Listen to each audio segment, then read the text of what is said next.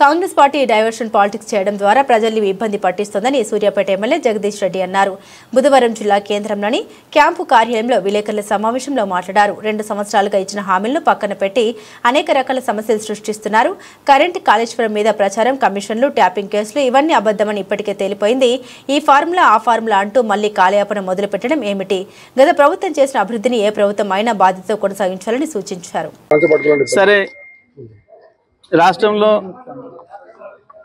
ఏం జరుగుతుంది, పరిపాలన ఏంది అనేది రోజు రోజుకు తేలిపోతుంది ప్రజలకి. ఒకవైపు యూరియా కూడా ఇవ్వలేని దుస్థితిలో పడిపోయింది ఈ ప్రభుత్వం. సరే, మేము గత 10 ఏళ్ళు ఇచ్చిన కరెంట్ ఇవ్వలేకపోయినారు, సాగునీళ్ళు ఇవ్వలేకపోయినారు, తాగునీళ్ళు ఇవ్వలేకపోయినారు. రైతులు వాళ్ళ కష్టం చేసుకొని వాళ్ళు డబ్బులు పెట్టి కొంటామంటే కూడా యూరియాను కూడా కనీసం సప్లై చేయలేని ఒక దరిద్ర ప్రభుత్వం ఇవాళ తెలంగాణలో మనం చూస్తున్నాం. 2 సంవత్సరాలుగా ఇచ్చిన హామీ ఒక్కటి మొదలు పెట్టకపోగా రకరకాల సమస్యలను సృష్టించి ప్రజలను ఇబ్బందుల పాలు చేస్తూ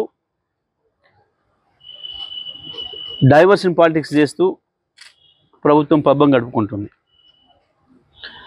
చాలా చెప్పాను. కరెంటు మీద కమిషన్ అయిపోయింది, కాలుష్యం మీద కమిషన్ ఓడిచిపోయింది, అదేంది ట్యాపింగ్ కేసు కథం అయిపోయింది. చెప్పింది ప్రతిదీ అబద్ధం అని చెప్పి తేలిపోయింది. ఇక ఈ ఫార్ములా, ఆ formula, B formula, C formula అని ఒకటి పనికి మళ్ళీ ఫార్ములాని పట్టుకొని కూర్చున్నారు. దాంట్లో ఏమి అంటే ఏమీ లేదు.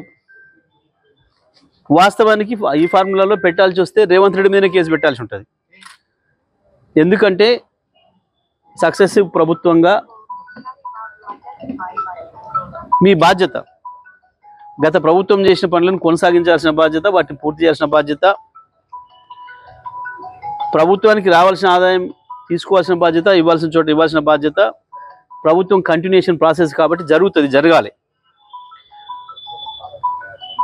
కానీ ఫార్ములా ఈ ప్లేస్ పెట్టలేకపోవడం నీ చేతగాంతనం, నీకు జ్ఞానం లేకపోవడం, దానివల్ల రాష్ట్రానికి ఎంత ఉపయోగం అవుతుందో తెలియలేకపోవడం. నీకున్న జ్ఞానం పరిమితమైంది, తెలుసుకునే అలవాటు కూడా లేదు, ఇంకో నుంచి నేర్చుకునే అలవాటు కూడా లేదు.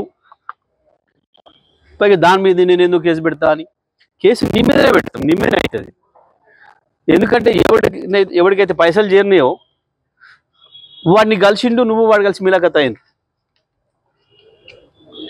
వాని కాడ డబ్బులు వసూలు చేయాల్సింది చేయకుండా సాటుగా వాని కాడ ఏదో డబ్బులు తీసుకున్నట్టున్నావు.